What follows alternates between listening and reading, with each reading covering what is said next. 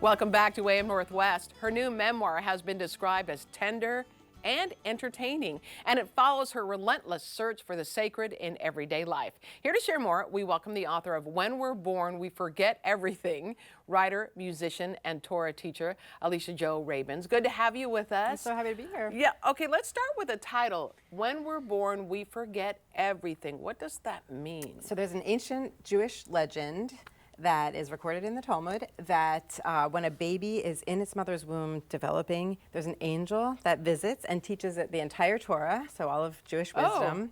And there's kind of a candle illuminating it. It's a sacred space. And then when the baby is born, the angel goes shh and kind of strikes it on the lips a little bit, and you forget everything and you're born into the world to sort of start to relearn it, I think is the implication. Oh, interesting. Yeah. Why did you decide to write a memoir? You didn't start out to write a memoir, right? No, I come out of poetry, and the honest answer is that I was reading some poems at a literary conference, and this literary agent walked by and said, kind of in passing, you know, you should write nonfiction because it sells. Yeah.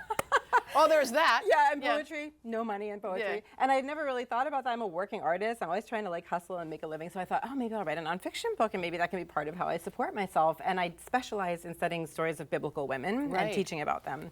So from a Jewish perspective. So I thought, okay, maybe I'll write a book about women in the Torah. And I was mentioning this to another person in the literary industry, and she said, well, you should put little kind of memoir elements in it because otherwise it's going to be too academic and boring. Good point. And so I started writing about my own story, just thinking I would interweave it a little bit among the stories of biblical women. And once I started, I just couldn't stop. So it turned into a spiritual memoir about my journey with biblical women's stories interwoven with that instead of the other way around. Yeah. Okay, growing up, your parents weren't really that religious, right? Yeah. So where did this come from? Yeah, I grew up in suburban Maryland, culturally Jewish. We, raised Jewish, but not religious. And Judaism is this interesting thing where it's, both a religion and a culture. Yeah. So you can be Jewish, but not really know that much about the religion, not really observe the religion, but kind of observe the holidays and celebrate with the food. And that's how I was raised. And it was an area where there weren't a lot of Jewish families, so there weren't other Jewish people around. And so I was always kind of like curious. I had a bat mitzvah, but I just didn't get like a deep education in what was in my spiritual tradition.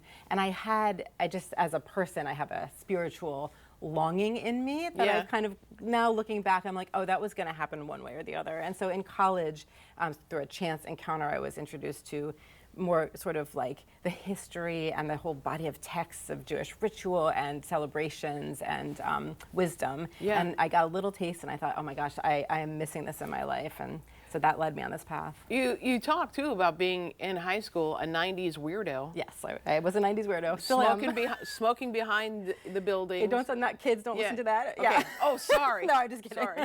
They're not allowed to read my memoir. Okay. All right. Now we know it's good. Now we know it's good. Okay, so tell me about being a 90s weirdo. Yeah, I mean, I am in some ways a spiritual seeker, and I'm also an artist. And I think those two things might be related because I just by nature, and my parents encouraged us, me and my two sisters, to be ourselves and live, kind of think critically, live with curiosity. And I was always kind of, I think I wasn't really raised to just accept what I was taught. I was raised to question it, which is actually very Jewish in a lot of ways culturally. And so I really was drawn to alternative, culture and to just questioning like the norms and assumptions. So you hung out with friends who were the same thinkers, right? Questioning the norms. Exactly. And it's interesting because sometimes there's a kind of, similar thinking among people who are questioning the norms, but absolutely. And so just interested in independent music, for example, local bands and going to see local bands as opposed to just listening to the mainstream music or writing our own stories. You were also very musical. Yeah. Tell me about that because you were on a traveling band. Yes. And describe the band. Okay, so this book is a spiritual memoir and a musical memoir. Yeah. It's kind of two arcs. And when I was very young, my mom saw a Phil Donahue special about the Suzuki method where you start learning violin very young. Oh, right. So I had the good fortune of beginning to play a tiny violin at age 4 or so. And I grew up playing classical violin, but knowing that wasn't going to be my path because I was really serious about writing. And similar to what Bella was saying earlier, I didn't really see a musical career path because I was learning classical music but didn't want to be a classical musician. And then in high school and college, I started playing with bands. I started playing fiddle music, klezmer, old time, and that really opened up the world of joining touring bands and starting to write my own songs and starting to sing. And so one of my great life experiences has been getting to be the fiddler in the klezmer rock band Golem, which is a Brooklyn-based band, which I played with for 8 years when I lived there. And the cover picture is actually a photo from a Golem show.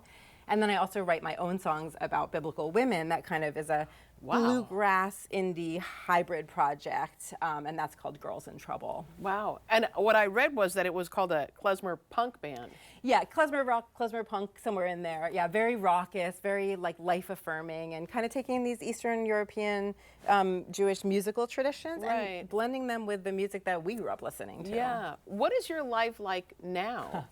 I mean, so I would assume that your family then is very involved in traditions, more so than the family you grew up with. Yes. I mean, you know, like so many journeys, I sort of started in one place, went to a really intense place of profound engagement, and I'm still profoundly engaged with the traditions, but I think I kind of landed in a middle place, and that's a lot of the path that I seek in my life, is finding like the right integration of the way I was raised with what I've also found that I want to weave together. So we celebrate Shabbat. We are members of a wonderful synagogue. You know, we do a lot of Jewish ritual in our home, and there's a lot of kind of freedom to also make their own decisions and make their own choices. I have 2 middle schoolers, so you know we're at a very independent age. Oh, right. Yeah. Well, and you talk about relationships too.